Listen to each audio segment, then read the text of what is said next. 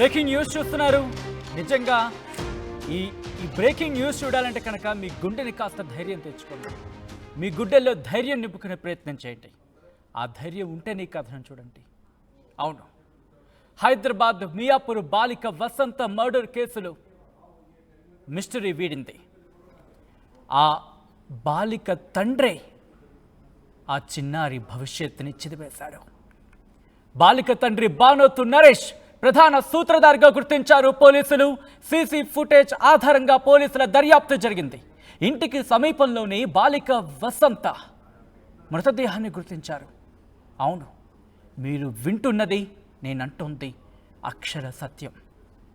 నాన్నంటే బలం, నాన్నంటే ధైర్యం, నాన్నంటే నమ్మకం, నాన్నే తన ఆస్తి. ఒక విధంగా చెప్పాలంటే నాన్నే సర్వస్వం. ఏ దాడి తన మీద జరగకుండా డాడీ ఉంటాడు అనే నమ్మకం ప్రతి ఆడపిల్లలో అణువణువులో ఉంటుంది. ఈ కథనానికి సంబంధించి చూసినప్పుడు బహుశా అందరి కళ్ళల్లో కన్నీరు తప్పకుండా తిరుగుతుంది. ఎందుకంటే ఎక్కడో విదేశాల్లోనో లేకపోతే ఎక్కడెక్కడో వింటాం తప్ప మన తెలుగు రాష్ట్రంలో ఇది జరుగుతుందా అని నమ్మడం కూడా కష్టమే. అశ్లీల వీడియోలు, కాస్త కఠినంగానే మాట్లాడుతున్నాను, భరించే ప్రయత్నం చేయండి. బూతు వీడియోలు చూస్తూ చెడు అలవాట్లకు బానిసైపోయాడు తండ్రి బానోతు నరేష్. తన కోరిక తీర్చాలంటూ సొంత కూతురు వసంతపై ఒత్తిడి చేశాడు. ఛీ అనే మాట సాధారణ ప్రజల నుంచి వినిపిస్తోంది. అవును, ఎందుకంటే తన బిడ్డ మీద ఇంతటి అఘాయిత్యం, అంత అదుపు తప్పిపోయాడా? తన మీద తనకి అంత కంట్రోల్ లేదా అనే మాట వినిపిస్తోంది. అమ్మకు చెప్తా అని బాలిక అరిచింది, అంతే. కూతురని కూడా చూడలేదే. అంత కసాయి తత్వం పెంచుకున్నాడు నరేష్. కూతురని కూడా చూడకుండా వసంత ప్రాణాన్ని బలి తీసుకున్నాడు, చంపేశాడు. తనకు జరుగుతున్న అన్యాయాన్ని తల్లికి చెప్తా అంతే. ఆక్రోశంతో ఊగిపోయాడు. తన కూతురని చూడకుండా తన జీవితంలో వసంతాన్ని నింపాల్సిన ఆ తండ్రి పూర్తిగా ప్రాణాన్ని తీసేశాడు, చంపేశాడు. నడిగడ్డ తండా సమీపంలోని పొదల్లోకి తీసుకువెళ్ళి తలను నేలకేసి కొట్టాడు, హత్య చేశాడు. 11 నిమిషాల్లోనే నవమాసాలు మోసిన ఆ తల్లికి కడుపు కోతను మిగిల్చాడు నరేష్. చనిపోయిందా లేదా అని మరోసారి వెళ్ళి చెక్ చేసుకున్నాడు. వరుసగా 3 రోజుల పాటు బాలిక మృతదేహాన్ని చెక్ చేస్తూ వచ్చాడంటే ఎంత పైశాచికత్వం, ఎంత ఆ మాట కూడా నాకు రావట్లేదు. ఎందుకంటే ఒకసారి చూడండి, ఒక కన్న తండ్రి అంతటి దారుణానికి పాల్పడతాడా? నిజంగా చాలా ఇబ్బందిగా అనిపిస్తూ ఉంటుంది ఇటువంటి కథనాలు చూసినప్పుడు. అయితే ఇక్కడ తర్వాత కూతురు మిస్ అయిందని భార్యతో కలిసి పోలీసులకు ఫిర్యాదు చేశాడు. ఎంత నట కిరీటం మరి ఇక్కడ. బానోతు నరేష్ స్వగ్రామం మహబూబాబాద్ జిల్లా మరిపెడ మండలం లక్ష్మణ్ తండాకు చెందిన వ్యక్తి నరేష్. బతుకు తెరువు కోసం హైదరాబాద్కు వలస వచ్చాడు నరేష్. తన కుటుంబాన్ని కూడా తీసుకొచ్చాడు. వలస వచ్చిన 15 రోజులకే కూతురిని హత్య చేశాడు ఈ దుర్మార్గుడు అనే మాట సామాన్యుడి ప్రజల నుంచి కూడా వినిపిస్తోంది. అయితే ఇంత చేసిన తర్వాత పోలీసులు కంప్లైంట్ ఇచ్చారు. పోలీసులు కూడా తమదైన స్టైల్లో విచారిస్తే అసలు బండారం బయటపడింది. ఈ నరేష్ వ్యవహారం బయటపడింది. ఒక్కసారి విజువల్స్ మీరు చూస్తున్నారు. హైదరాబాద్ మియాపూర్ బాలిక వసంత మృతి కేసులో మిస్టరీ వీడింది. బాలిక తండ్రి బానోతు నరేషే ప్రధాన సూత్రధారిగా గుర్తించారు. సీసీ ఫుటేజ్ ఆధారంగా పోలీసుల దర్యాప్తు జరిగింది. ఇంటికి సమీపంలోని బాలిక వసంత మృతదేహాన్ని గుర్తించారు పోలీసులు. ఈ కథనం చెప్తున్నప్పుడు నిజంగా ఒక వణుకొస్తోంది. మాటల్లోనే కాదు, మాట వింటున్నప్పుడు కూడా, ఈ కథనం చూసినప్పుడే ఒళ్ళు జలధరించిపోయింది, వణికిపోతుంది మాట మాట్లాడుతున్నప్పుడు కూడా. ఎందుకంటే ఒక బాలిక దట్టు తన కూతురు జీవితాన్ని ఒక తండ్రి ఇంతలా చిదిమేస్తాడా? అసలు ఆ ఆలోచనైనా వస్తుందా?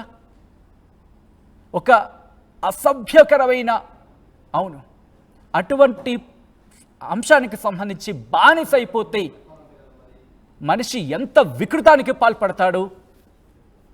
దానికి ఉదాహరణ ఈ ఘటన.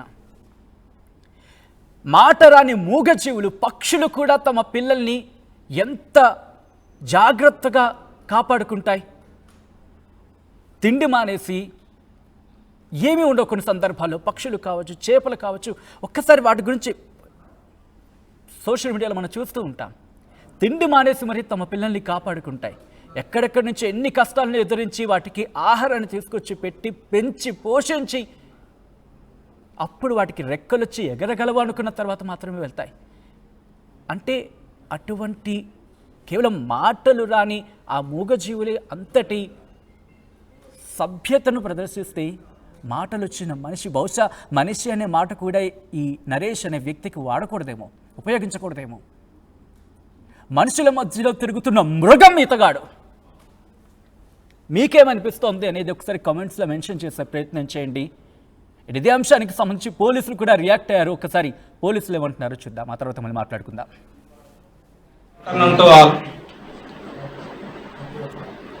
ఈ నెల 7వ తారీఖున ఒక 12 సంవత్సరాల అమ్మాయి మిస్ అయిందని చెప్పి ఒక పిటిషన్ రావడం జరిగింది. ఆ పిటిషన్ మీద కిడ్నాప్ కేసు రిజిస్టర్ చేసి దానిలో ఒక 4 టీంలు ఏర్పాటు చేసి అన్ని రకాలుగా సెర్చ్ చేయటం, క్లూస్ కోసం ట్రై చేయటం జరుగుతున్న క్రమంలో 13వ తారీఖు నైటు ఒక ఫిమేల్ డెడ్ బాడీ ఉంది, డికంపోజ్ అయ్యి స్మెల్ వస్తుందనేది ఇన్ఫర్మేషన్ రాగా ఆ ఇన్ఫర్మేషన్ మీద బాడీ సీన్కి విజిట్ చేసి బాడీని ఐడెంటిఫై చేయటం జరిగింది. ఆ బాడీ మీద ఉన్న బట్టల ఆధారంగా ఆ మిస్సింగ్ అయిన అమ్మాయే ఈ డెడ్ బాడీ అని చెప్పి ఐడెంటిఫై చేసుకోవటం జరిగింది. ఈ ఐడెంటిఫై చేసిన తర్వాత మేము సేకరించిన ఇన్ఫర్మేషన్ ప్రకారం ఆ 7వ తారీఖు రోజు అమ్మాయి తండ్రి పిటిషన్ ఇవ్వటం జరిగింది. ఉదయం 9 గంటల ప్రాంతంలో అమ్మాయి ఇంట్లో నాకు ఇక్కడ ఇష్టం లేదు, మా నేటివ్ విలేజ్ మరిపెడ దగ్గర ఎల్లంపేట విలేజ్, అక్కడికే వెళ్ళిపోదాం అని చెప్పి మారాం చేసి ఇంట్లో నుంచి వెళ్ళిపోయింది అని చెప్పి తెలిసి తండ్రి బయటికి వెళ్ళటం జరిగింది. బయటికి వెళ్ళిన తర్వాత ఒక దగ్గర తండాలో ఆ కిరాణా షాపులు ఉంటాయి, నడిగడ్డ తండాలో ఆ కిరాణా షాపులు దాటిన తర్వాత ఒక ప్లేస్లో అమ్మాయి నిలబడి ఉంటే అమ్మ దగ్గరికి వెళ్దాము అని చెప్పి బండి మీద ఎక్కించుకొని టువర్డ్స్ మియాపూర్ వైపు తీసుకొని వెళ్ళటం జరిగింది. తీసుకొని వెళ్ళటం జరిగిన తర్వాత తండ్రి మళ్ళీ యూటర్న్ తీసుకొని నడిగడ్డ తండాకి ఎదురుగా ఒక జంగిల్లోకి పోయే కాలిబాట ఉంటుంది. ఆ కాలిబాట దగ్గర బండి పార్క్ చేసి ఈ మన కుకింగ్ కోసం ఇద్దరు కలిసి ఫారెస్ట్ లోపలికి వెళ్ళటం జరిగింది. అయితే అక్కడికి పోయిన తర్వాత అతను ఏం జరిగిందో ఏందో మొత్తం మీద అక్కడ ఇన్సిడెంట్ అయింది. ఆ తర్వాత తిరిగి వచ్చిండు, ఇంట్లో వాళ్ళకి కానీ ఎవరికి ఏమి చెప్పకుండా సింపుల్గా పోలీస్ స్టేషన్కి వచ్చి ఇట్లా గర్ల్ మిస్సింగ్ అని చెప్పి పిటిషన్ ఇవ్వడం జరిగింది. దాని మీద మనం దర్యాప్తు చేసడం ప్రారంభించాం. కాకపోతే మాకు డే 1 నుంచి కూడా అతని బిహేవియర్ మీద డౌట్ ఉంది. అందుకని చెప్పి మనం పాజిబిలిటీ ఉన్న సీసీ కెమెరాలు, అన్ని ఫుటేజీలు, అదేవిధంగా వేరే విధమైన టెక్నికల్ ఎవిడెన్స్ ఇవన్నీ సేకరించి తర్వాత మేము సేకరించిన ఆధారాలను బట్టి ఇతనే అని మేము ఒక నిర్ధారణకు వచ్చే టైంలోనే ఇతను నడిగడ్డ తండాకి చెందిన ఒక పెద్ద మనిషి దగ్గరికి అప్రోచ్ అయ్యి ఈ జరిగిన విషయం అంతా చెప్పి నన్ను పోలీసుల దగ్గర సరెండర్ చేయమంటే మనకి తీసుకొచ్చి సరెండర్ చేశారు. సరెండర్ చేసిన తర్వాత అదేవిధంగా మేము సేకరించిన ఆధారం ప్రకారం అసలు ఇందులో జరిగిన విషయం ఏంటంటే ఇతను కొంచెం బ్యాడ్ హ్యాబిట్స్ ఉన్నాయి. బాగా అంటే ఆల్కహాల్కి అడిక్ట్ అయిండు, ప్రతిరోజు తాగి ఉండేవాడు. అదేవిధంగా అతని ఈ అశ్లీల చిత్రాలు, ఏది బ్లూ ఫిల్మ్స్కు సంబంధించిన వీడియోలు చూస్తుండేవాడు ఎప్పుడు కూడా ఫోన్లో.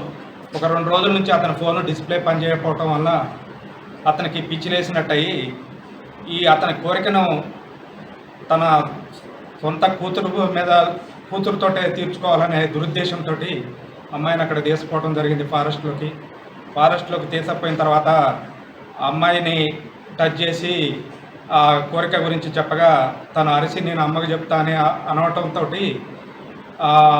లాభం లేదు, ఈ అమ్మాయి పోతే మళ్ళీ తండాలో చెప్తే పరువు పోయిద్ది అని చెప్పి అమ్మాయి జుట్టు పట్టుకొని గుంజి కింద పడేసిండు. అప్పుడు ఆ అమ్మాయికి ముక్కు దగ్గర దెబ్బ తాకి బ్లీడింగ్ ఇంజరీ అయింది. వెంటనే ముక్కు చెవులు నోరు మూసేసి చనిపోయింది అనుకున్న క్రమంలోనే అక్కడ ఉన్న ఒక స్టోన్ తోటి తల వెనక కొట్టడం జరిగింది. ఇదంతా కూడా మనకి సీసీటీవీ ఫుటేజ్లో మనకి అతను 9 గంటల ప్రాంతంలో మిస్ అయిందని చెప్పిన తర్వాత అదే అమ్మాయి ఫాదరు 10 గంటల ప్రాంతంలో అమ్మాయిని ఎక్కించుకొని మెయిన్ రోడ్డు మీదకి రావటం, మెయిన్ రోడ్డు మీద నుంచి లోకి పోయే కాలిబాట దగ్గర 2 వీలర్ పార్క్ చేసి లోపలికి వెళ్ళటం, అది 10 గంటల 2 నిమిషాల 55 సెకండ్లకి బండి పార్క్ చేసి లోపలికి ఫారెస్ట్లోకి వెళ్ళటం జరిగింది. మళ్ళీ 11 నిమిషాల తర్వాత అంటే 10 గంటల 13 నిమిషాలకి అమ్మాయి లేకుండా ఇతను ఒక్కడే బయటకు రావటం జరిగింది. నెక్స్ట్ తర్వాత మళ్ళీ ఒక 10 నిమిషాల తర్వాత మళ్ళీ పోయి కూడా అమ్మాయి బతికుందా చనిపోయిందా అని చూడటం జరిగింది. దాని తర్వాత మనకి ఇదంతా కూడా క్లియర్గా చెప్పిండు. ఈ ఇన్సిడెంట్ జరిగిన తర్వాత ఇంటికి వెళ్ళి ఆ రోజు ఇన్సిడెంట్ అయినప్పుడు red T shirt full hands వేసుకున్నాడు. ఆ షర్ట్ మార్చి వైట్ షర్ట్ వేసుకొని భార్య దగ్గరికి వెళ్ళి అమ్మాయి మిస్ అయిందని చెప్పి భార్యని తీసుకొని మళ్ళీ తండాకు వచ్చి అంతా డిస్కషన్ చేసి పోలీస్ స్టేషన్కి వచ్చి మనని పోలీసులను తప్పుదోవ పట్టించే విధంగా గర్ల్ మిస్సింగ్ కింద కేసు రిజిస్టర్ చేపెట్టడం జరిగింది. సబ్సిక్వెంట్గా మేము కేసు ఇన్వెస్టిగేషన్ చేసినాం. మొత్తం 4 టీంలు ఏర్పాటు చేయడం జరిగింది. ఇన్స్పెక్టర్ మియాపూర్ గారు, అదేవిధంగా ఎస్ఐ రాజు మియాపూరు, కొల్లూరు ఇన్స్పెక్టర్ రవీంద్ర గారు, అదేవిధంగా ఆర్సీపురం డిఐ గారు సంజీవ్, ఈ 4 టీములతోటి మైన్యూట్గా ప్రతిదీ కూడా ఏది మిస్ కాకుండా మొత్తం వెరిఫై చేసి దీన్ని డిటెక్ట్ చేయడం జరిగింది. మేము ప్రజలందరికీ విజ్ఞప్తి ఏంటి అని అంటే వారి ఆర్థిక స్తోమతలను బట్టి పిల్లల్ని మంచిగా చదివించుకొని మంచి భవిష్యత్తును ఇవ్వాలి తప్ప ఇట్లాంటి ఇబ్బందులు గురి చేయొద్దు. అదేవిధంగా ఎవరికైతే ఆర్థిక స్తోమత ఉంటుందో వాళ్ళ ఇళ్ళ దగ్గర కానీ అదేవిధంగా ఎస్టాబ్లిష్మెంట్ల దగ్గర కానీ ఈ సీసీ కెమెరాలు అన్నీ పెట్టుకొని అవి సక్రమంగా పనిచేసేటట్టు చూసుకుంటే మనకి సొసైటీలో రేపు ఏమైనా జరిగినా మనకి జరగవచ్చు, లేకపోతే వేరే వాళ్ళకి జరగవచ్చు. ఒక తప్పుని ఐడెంటిఫై చేయాలన్నా, తప్పు చేసిన వాళ్ళని శిక్షించాలన్నా మనకి సీసీ కెమెరాలు చాలా ఇంపార్టెంట్. కాబట్టి